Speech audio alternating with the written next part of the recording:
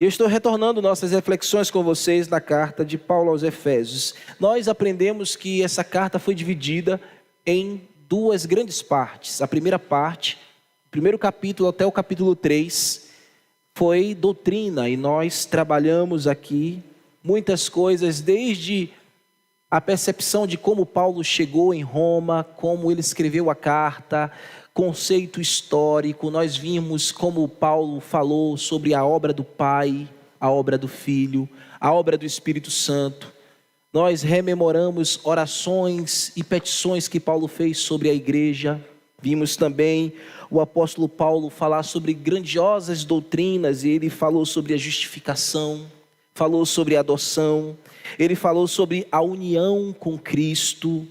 Ele desenvolveu a doutrina do pecado, a condição que nós estávamos sem Deus, e os benefícios que veio sobre nossas vidas quando cremos pela fé em Jesus Cristo, quando nós estávamos mortos e quando Ele nos deu vida. O apóstolo orou pelos seus irmãos pelo menos 2 vezes na carta, logo desse tempo que nós estamos estudando. Ele também mostrou o valor que é a igreja. Ele falou essa união poderosa de 2 povos em um só corpo, um só homem, um novo homem, que é a igreja de Cristo.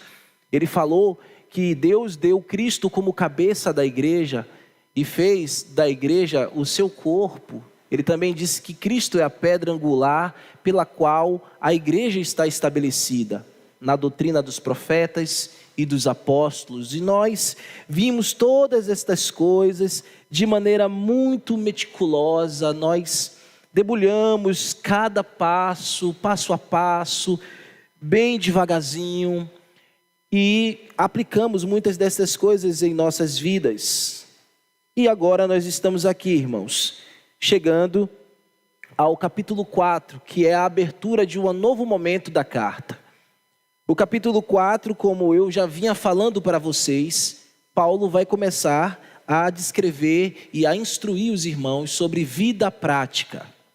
Ele, como o pastor da igreja, começou a ensinar os irmãos, a partir daqui, como viver uma vida piedosa, como viver uma vida prática. Deus, pela sua misericórdia, nos guardou até esse momento, chegar nesse ponto da carta com o pastor da igreja. Isso é uma coisa que a gente vê como Deus governou todo o processo nosso, irmãos, de sucessão pastoral. Então eu venho pregar para vocês sobre a ambiência da igreja na qualidade de pastor de vocês, legítimo de vocês, escolhido por Deus através de vocês. Então a gente vê como Deus nos guiou até aqui tem nos ajudado, Senhor. E por isso nós estamos felizes e alegres. A vida prática, então eu vou pedir a vocês que cinjam o lombo de vocês, que se revistam de coragem, porque a gente vai ser muito confrontado, mas vai ser para o nosso bem. Deus está fazendo grande coisa no nosso meio. Deus está mudando as perspectivas dessa igreja, e nós estamos felizes porque todos nós estamos envolvidos nisso. Eu vejo que vocês todos estão sentindo o mesmo sentimento que eu tenho tido. Isso é Deus derramando sobre nós sua graça. Então, por favor, fiquem de pé. Vamos ler o texto, capítulo 4, versículo 1 ao versículo 6.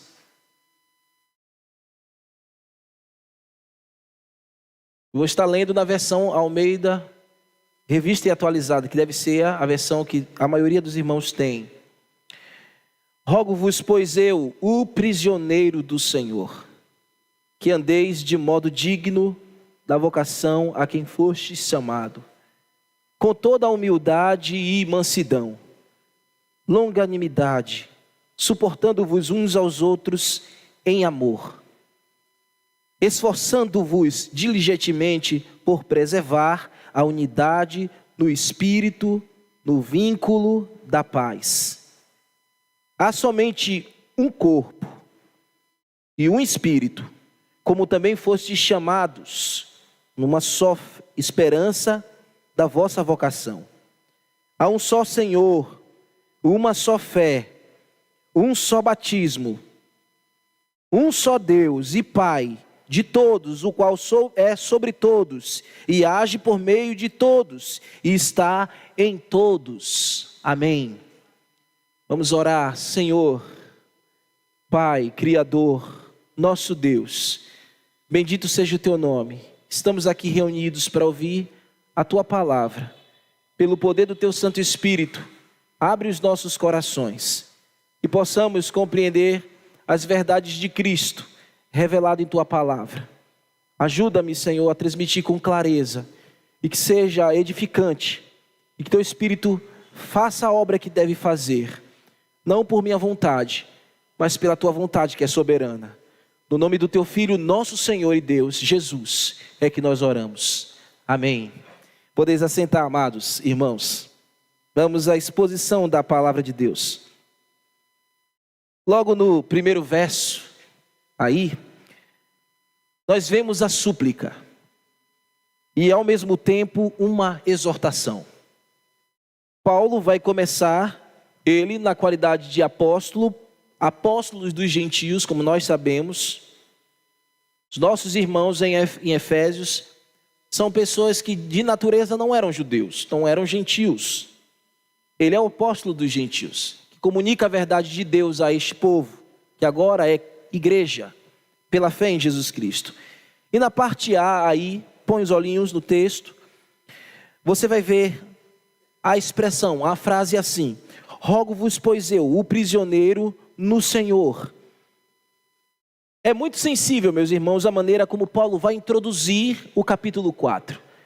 Ele usa de muita sensibilidade, ele vai abrir essa sessão de vida prática da igreja, ele vai iniciar este parágrafo e daí por diante, até o capítulo 6, ele vai instruir a igreja a vida prática, como viver glorificando a Deus. E ele faz isso começando rogando. Esta sensibilidade, ele precisa se aproximar dos seus irmãos para ensiná-los vida prática, e ele faz isso rogando. A expressão aqui, rogo-vos, este verbo, comunica, meus irmãos, muito mais apenas do que simplesmente uma súplica. Um rogar é muito mais do que um pedido humilde do apóstolo aos seus irmãos para darem atenção às palavras que ele vai começar a ensinar. Quando nós nos deparamos com esta palavra, rogo-vos, naturalmente o que vem à nossa mente é que o apóstolo está pedindo simplesmente humildemente. É de fato isso também.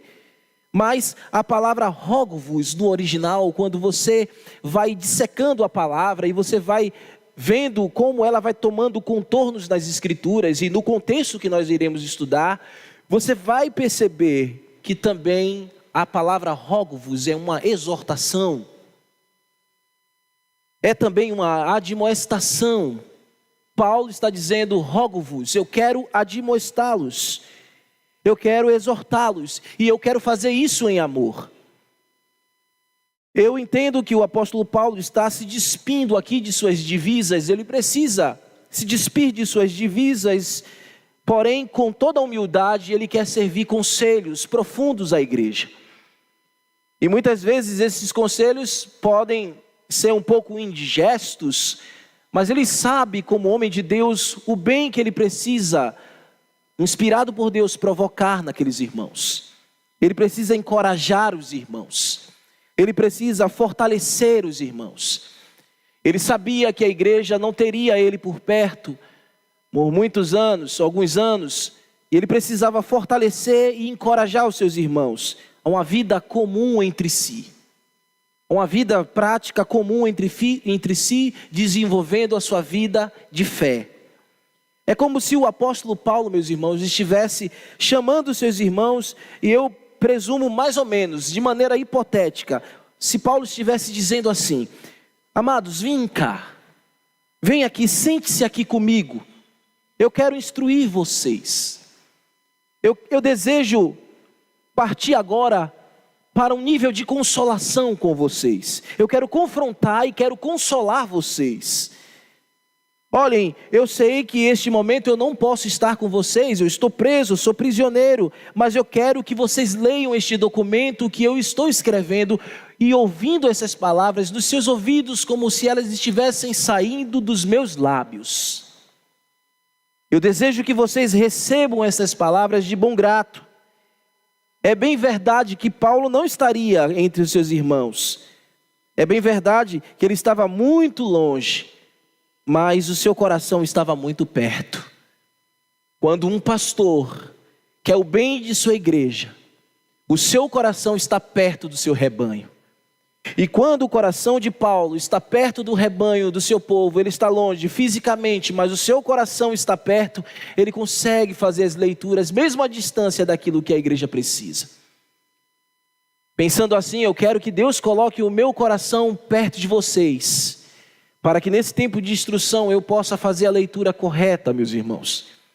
Entender a necessidade que vocês precisam, e a começar de mim, que a nossa igreja precisa, para que eu possa ser um verdadeiro dispenseiro, um verdadeiro pastor, que alimente o rebanho de Cristo. Paulo disse: rogo-vos eu, o prisioneiro do Senhor. Como nós já abordamos anteriormente, ser prisioneiro em Cristo para Paulo não era nada ruim. Ser prisioneiro para Paulo não era uma situação incômoda. Paulo falou lá no capítulo 3, no versículo 1, e também no versículo 13 do capítulo 3, que ele era prisioneiro.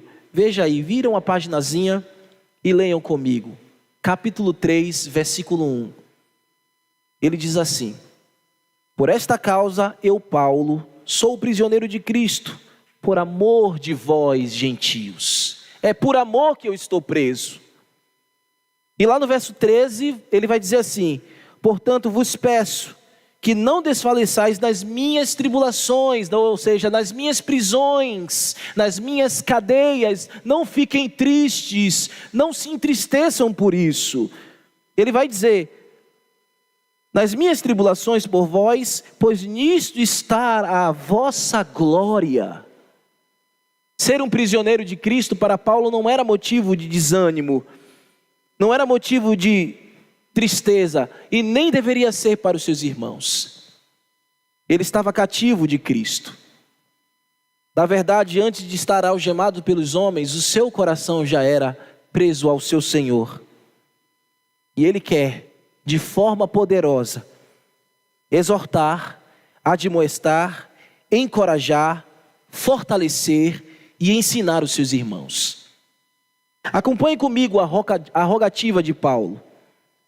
Na parte B do primeiro versículo, lá do capítulo 4, parte B, ele vai dizer assim, olha como ele começa rogando: que andeis de modo digno da vocação a quem fostes chamado. Que andeis de modo digno da vocação a quem fostes chamados. Irmãos, todo cristão, ele deve se envolver em uma nova vida. Ele deve ter uma nova forma de viver. Eu e você precisamos ter uma nova forma de vida. Não podemos viver como outrora. Não podemos conceber pensamentos como antes. Não podemos presumir como antes. Fomos chamados por Deus e veremos aqui a viver em novidade de vida. Todo cristão deve viver diferente, deve mudar o seu proceder. As mudanças do crente devem acontecer não somente no estereótipo, as mudanças do cristão, verdadeiras mudanças que impactam todas as coisas e que começa dentro dele e aí vai fluindo de dentro para fora e vai transformando todas as coisas ao seu redor. Todo cristão precisa ter uma nova forma de vida, um novo jeito de viver, viver adequadamente, como um verdadeiro crente. Como um verdadeiro cristão, você tem que olhar no espelho espiritual da sua vida e ver, refletir a imagem de Cristo e não a sua própria imagem. Você tem que se deparar diante desse espelho e ver Jesus, o olho de Jesus, a boca de Jesus, o ouvido de Jesus, a face de Cristo. É a nova forma de vida que você começa a adquirir, que você começa a mergulhar e começa a se conformar. Você olha para esse espelho e não se vê mais, você vê Cristo. Isso é andar dignamente. Isto é andar de peito estufado, de cabeça erguida. Isso é poder comunicar verdadeiramente que você é um servo de Deus. Paulo está dizendo aos irmãos, aos nossos irmãos, que eles foram vocacionados e chamados. Foram vocacionados e chamados. A palavra grega é charis kaleo e charis, vocação e chamado. O que significa isso, irmãos? Significa que a vocação e chamado é no ponto ministerial de primeira instância? Não. Vocação e chamado, nessas palavras aqui, e foram traduzidas no nosso texto, vocação e chamado, significa dizer, vocês foram salvos. Vivei dignamente, vocês são salvos. Vocês foram libertos, vocês foram salvos. Paulo está dizendo, ele está lembrando aos seus irmãos, não é um passo ministerial que eu estou dizendo para vocês aqui. Antes de convidá-los a trabalhar ministerialmente, o Senhor te chamou à salvação primeiro. Antes de qualquer um de nós podermos ser usados por Deus nos nossos dons e talentos, Ele primeiro nos salvou, perdoou os nossos pecados, limpou as nossas mazelas, nos salvou. Essas palavras está dizendo, vocação e chamado, salvação. Você deve viver uma vida diferente porque você é um salvo. Você deve viver distintamente porque você foi salvo do mundo tenebroso. Você foi recuperado, você foi redimido. Deus te tirou daí, do mundo, de lá. Ora, Paulo está dizendo aos seus irmãos, primeiro vocês devem lembrar que foram salvos. Então devemos desenvolver a nossa vida de salvação. Devemos desenvolver a nossa vida em amadurecimento, meus irmãos. Conscientemente de que fomos salvos. Para assim melhor poder servi-los a Deus. Esta igreja precisa, juntamente comigo, ter a consciência, fomos salvos, precisamos viver dignamente. Agora eu posso servir com dignidade ao meu Senhor que me arregimentou. Não tem como você servi-lo com graça se você não entender isso. Paulo está dizendo, eu sou o prisioneiro no Senhor, não tem outro caminho. Primeiro Ele salvou a minha vida. Ele me aprisionou, me acorrentou a si mesmo. Você precisa ter essa mesma perspectiva, meu amado. Você é escravo de Cristo, você foi salvo, você é prisioneiro dele. Ele te aprisionou na sua salvação, amém? E aí você pode agora servi-lo. Todo cristão sentiu no seu coração primeiro a vocação. Sentiu primeiro a palavra vocação no seu peito. Aquele que foi chamado, aquele que foi convidado, você primeiro se sentiu chamado por Deus, convidado por Deus, e você recebeu os privilégios do Evangelho. Todos vocês.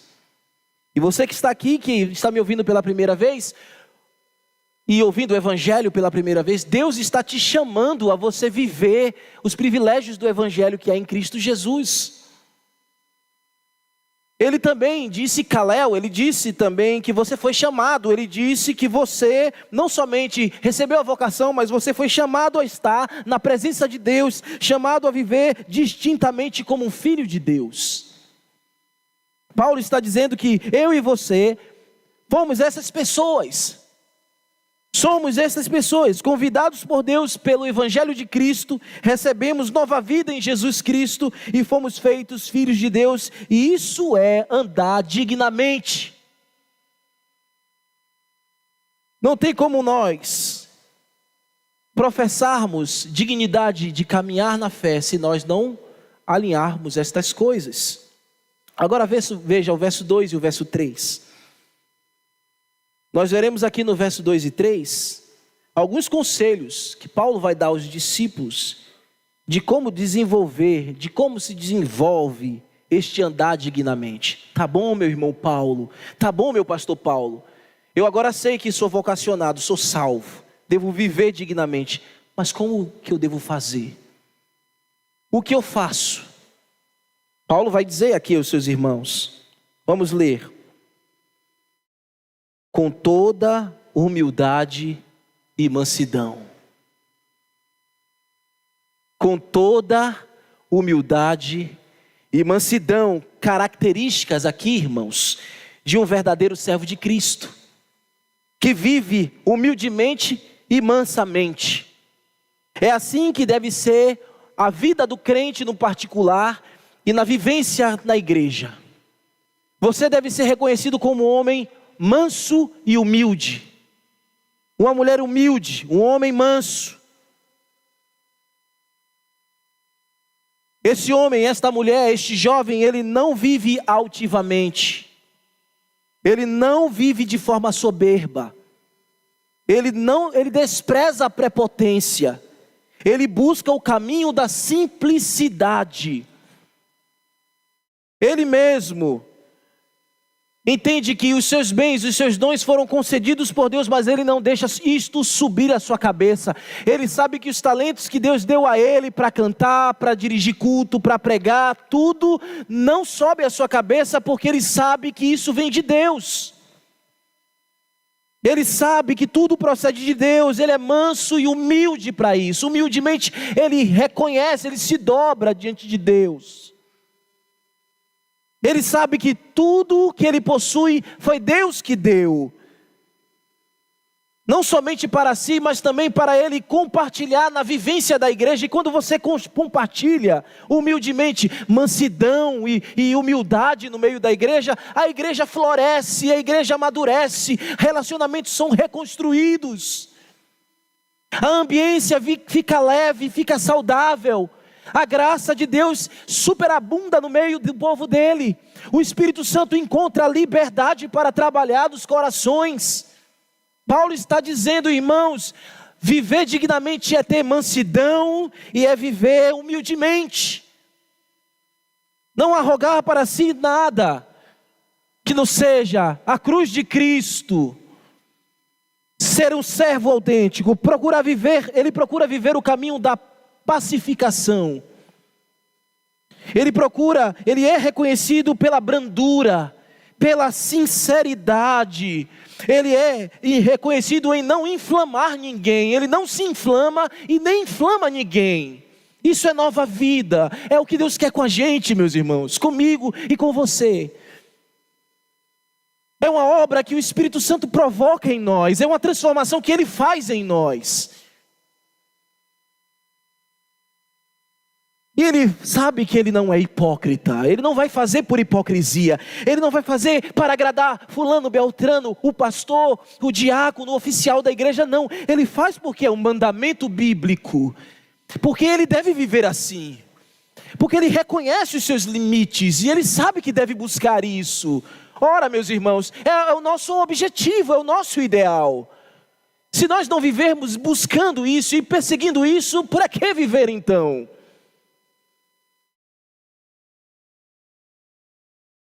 Olha, meus irmãos, aprendei de mim que sou manso e humilde de coração, disse o nosso mestre. Então, o que vive dignamente vai lembrar dessas palavras.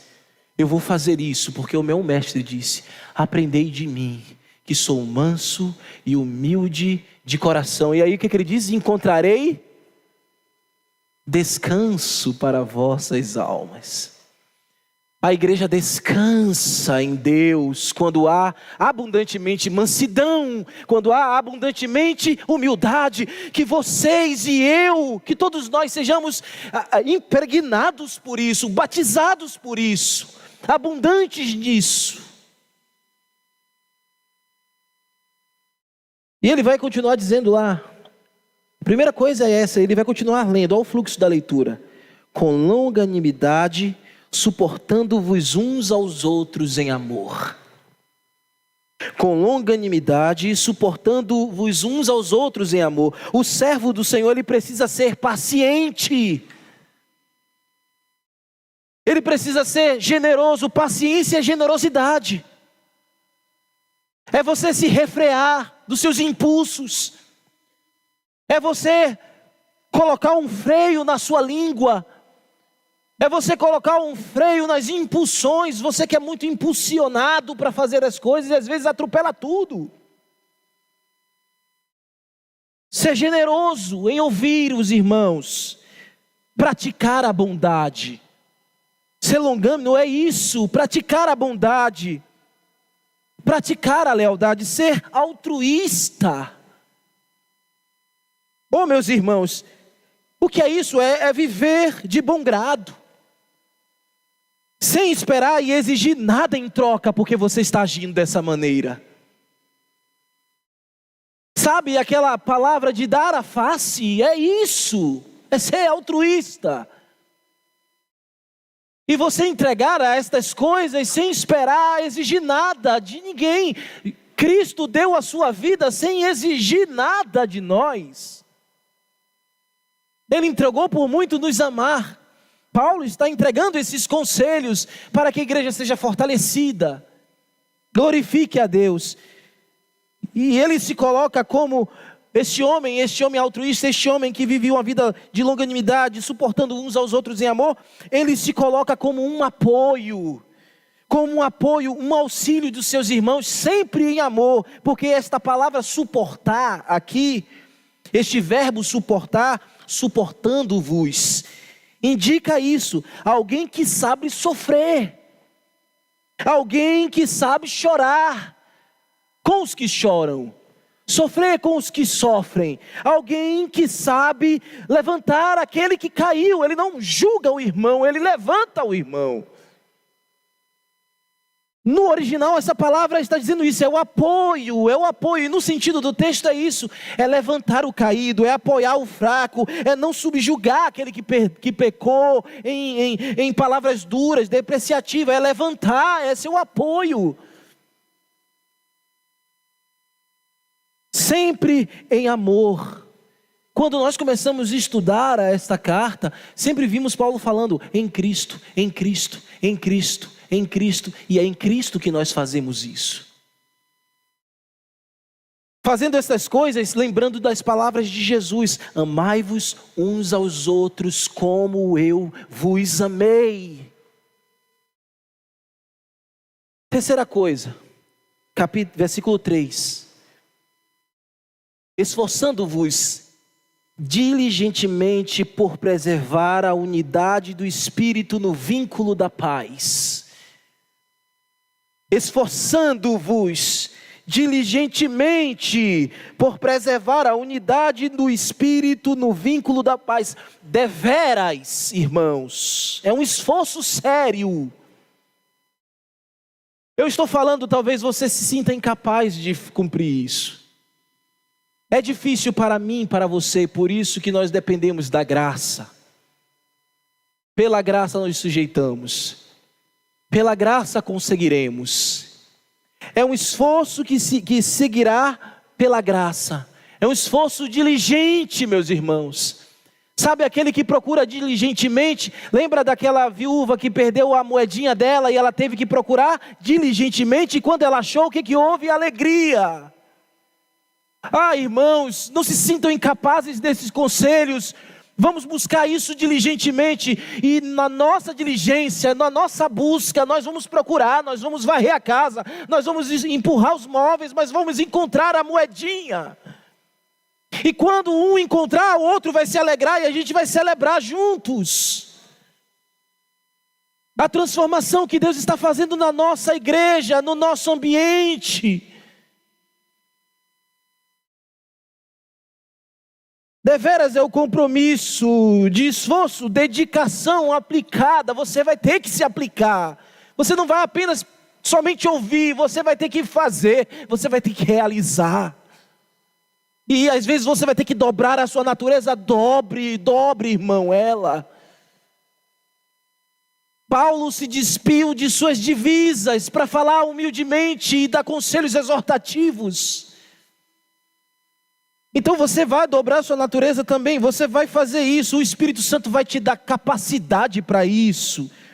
O compromisso que os salvos assumiram, de viver unidos como igreja.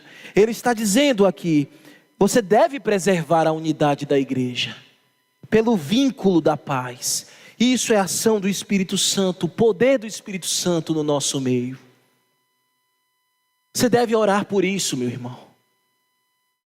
Você deve ouvir a pregação do seu pastor e levar isso para a sua semana e orar e pedir e chorar. Chorem. Batista chora. Assembleano chora. Todo o povo de Deus chora quando se reconhece fraco e pequeno.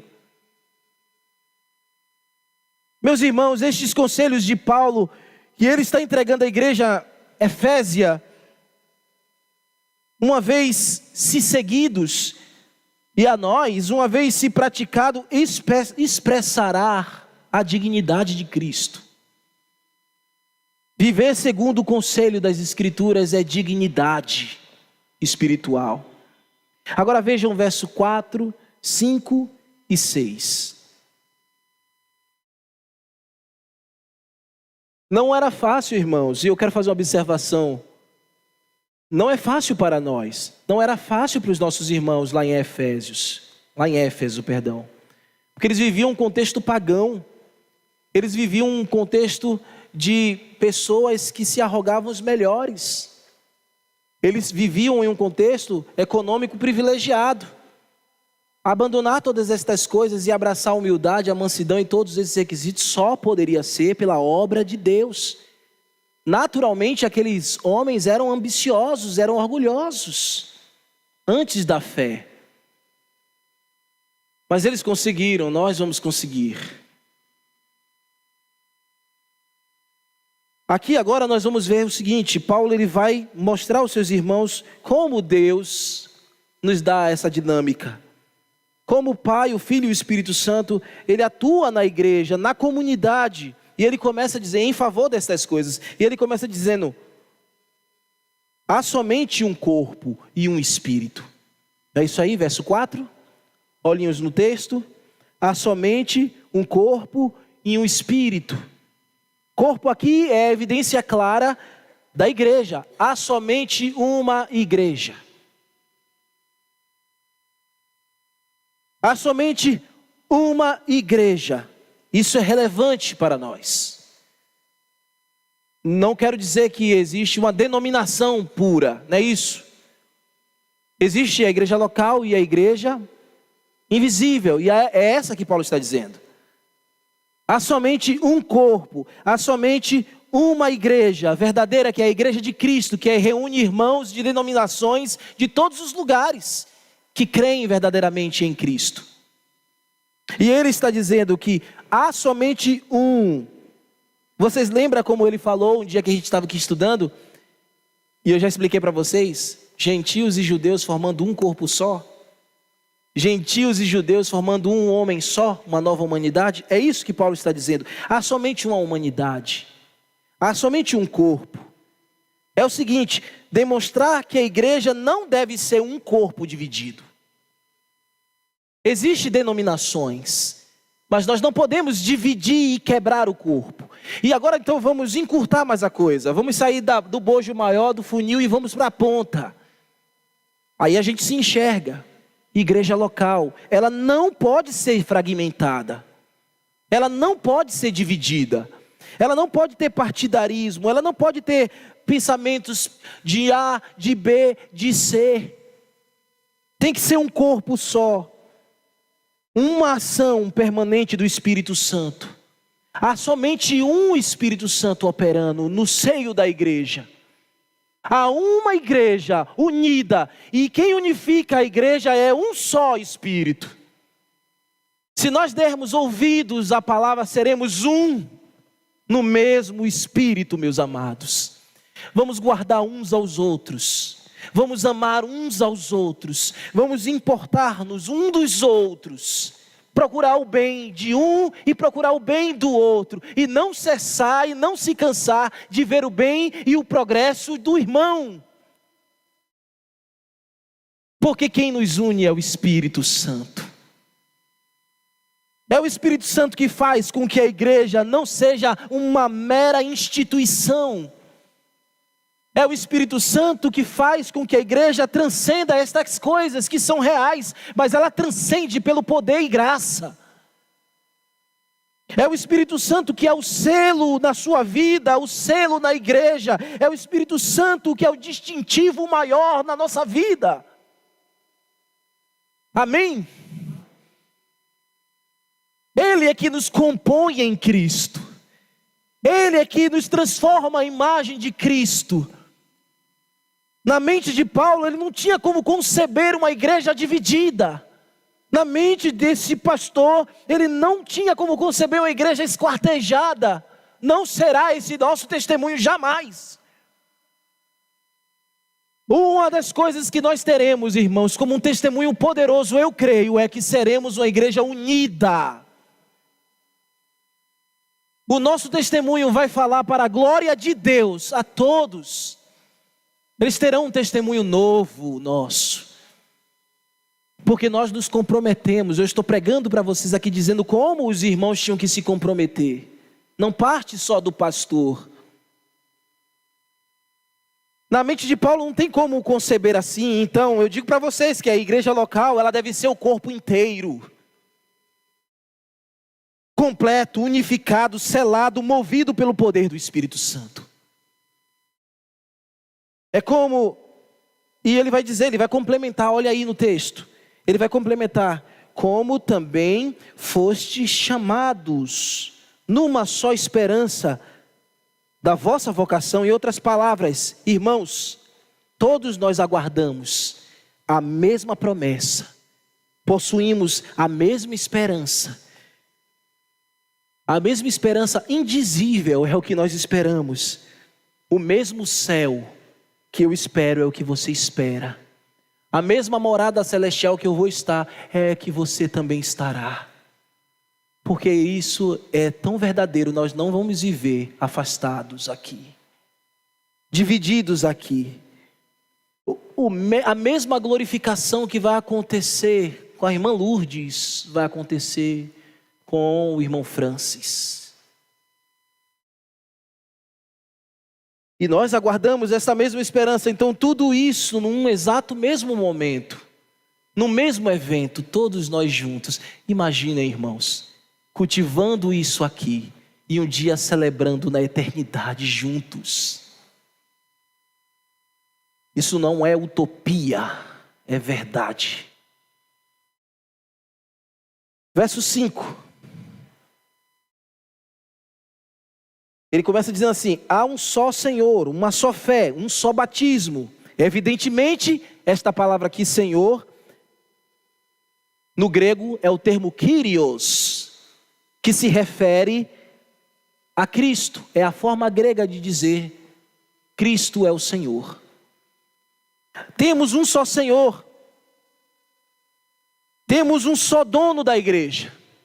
O dono da igreja é quem? Cristo, meu filho, isso mesmo. O dono da nossa igreja é Cristo. Eu não vim para ser dono da igreja. Deus me livre disso. Eu vim para ser servo da igreja. E nenhum de vocês precisam ser dono da igreja. A gente já tem o dono da igreja. O nome dele é Jesus. É a Ele que nós vamos servir alegremente e vamos celebrar Ele, meus irmãos. Ele é o proprietário do nosso coração. Ele é o dono de tudo. Aí ele vai dizer também, nesta igreja há uma só fé, uma só pregação, meus irmãos. Há uma só pregação, ou seja, há um só discurso entre a gente: amor, evangelho, verdade, justiça. Há um discurso só entre nós. Quando você conversar com alguém no corredor, vai falar a mesma linguagem. Quando você for visitar um irmão, vai falar a mesma linguagem, porque há uma só fé. Há um só evangelho propagado, há uma só mensagem do Deus eterno propagada, a mesma velha mensagem do evangelho, desde os profetas, eis os pais dos apóstolos, os pais da igreja, é a mesma mensagem que nós iremos reproduzir. Nós não iremos inventar a roda com isso. Nós não iremos nos comprometer com o que ninguém nunca fez. Nós vamos repetir o que o bom evangelho sempre nos aconselhou fazer. Então eu te peço, venha comigo. Eu já estou quase acabando a exposição. Há um só batismo, onde o verdadeiro crente é imerso. E nós batistas, nós batizamos, porque é um cumprimento bíblico. Então há um só batismo, há uma só iniciação na fé. Há uma só confissão de fé. É isso que Paulo está dizendo. Então você que está aqui novo, a gente vai batizar você. Que se converteu, que quer se batizar, vai ter, irmão, batismo na igreja. Né, Xinga? E vai ter muito batismo, né, irmã Joana? Muito batismo. Por que muito batismo? Porque vai ter muita gente se convertendo.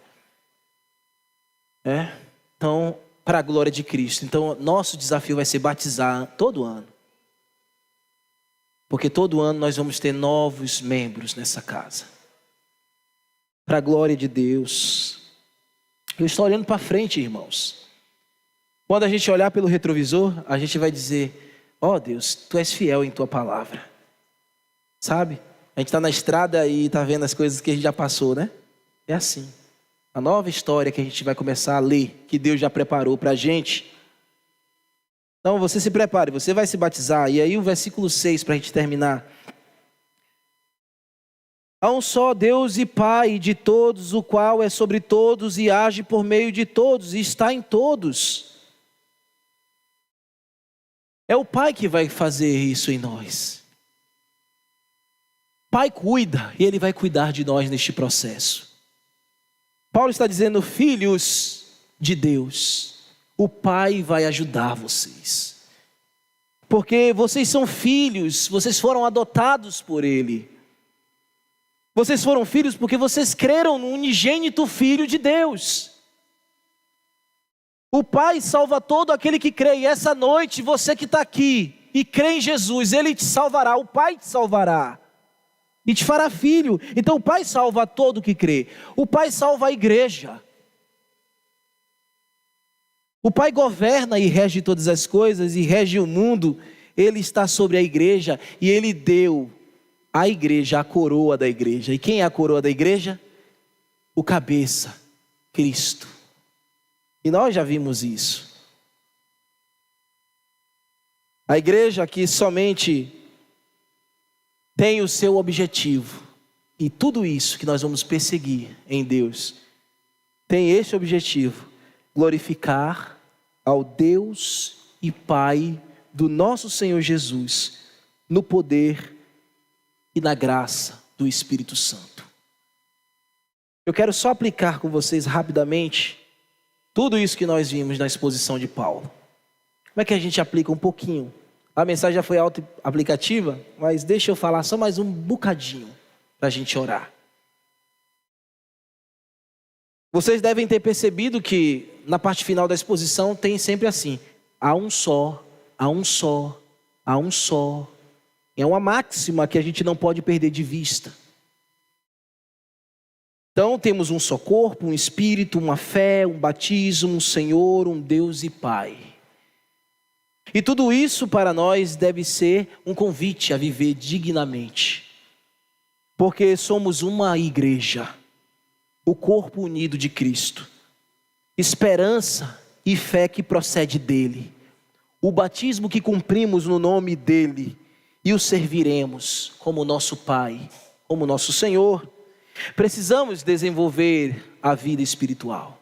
Tudo isso que você ouviu é para o seu desenvolvimento espiritual. Você deve desenvolver a sua salvação. Isso é desenvolver a salvação. A salvação foi lhe dada e você desenvolve. Você a desenvolve com todo cuidado, com todo o seu coração, aplicando-se, esforçando-se, entregando-se neste processo. E o Espírito Santo vai lhe dando força, aonde você não tem. E aí você vai glorificando a Deus e você vai sendo provado pelo tempo e aprovado na palavra. A Escritura vai aprovar você. vai dizer assim, vai dar um like para você, né? Como a gente diz no tempo de hoje, um like. Vai lhe dar um like. Like é o que? É certinho, é positivo, é o quê? Gostei, né? A palavra é dizer gostei.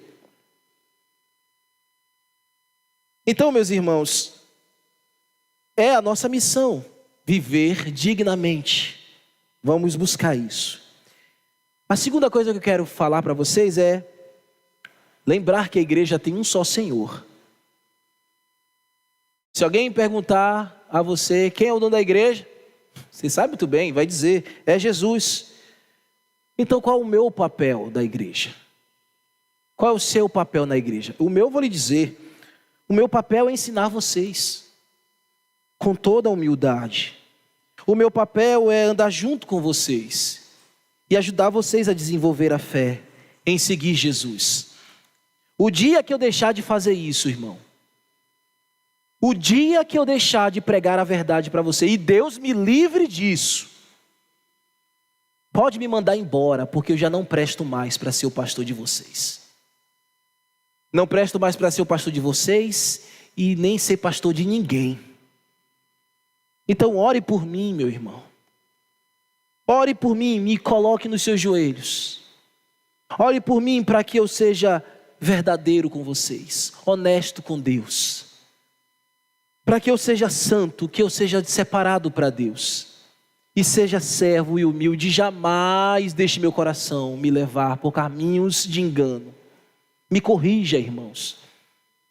Me faça lembrar as Escrituras. Se porventura o meu coração enganoso me desviar, me busque, me exorte, me aconselhe e me admoeste. Faça o seu papel comigo e eu vou procurar fazer o meu com vocês. Eu também preciso disso, eu preciso dos meus diáconos. Não posso trabalhar sozinho. Ore por eles também. Eles precisam desenvolver o trabalho junto comigo. Eu não posso fazer nada sozinho. E sabe o que é que me deixa muito feliz e motivado? Eu tenho ouvido muitos de vocês me dizendo que eu não vou fazer nada sozinho. E vocês vão estar comigo. Obrigado por isso. E assim seja.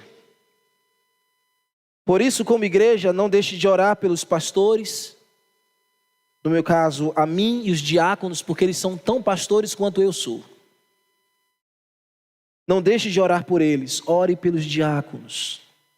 Ore para que Deus me dê graça para ensiná-los. Que Deus me dê sabedoria para ensinar eles. E honrá-los e amá-los. E amar vocês. Orem, meus irmãos, para que eu seja fiel pastor da igreja, para que eu alimente o rebanho de Cristo fielmente e com toda a dedicação, que eu ame o rebanho de Jesus que Ele me confiou. Vocês são o rebanho que Jesus me confiou e que eu ame e que zele. Sabe o que é zelar? Zelar é fazer quando ninguém está vendo, que eu seja assim. Quando você lembrar disso, de zelar, peça que meu pastor esteja orando por mim, estudando por mim.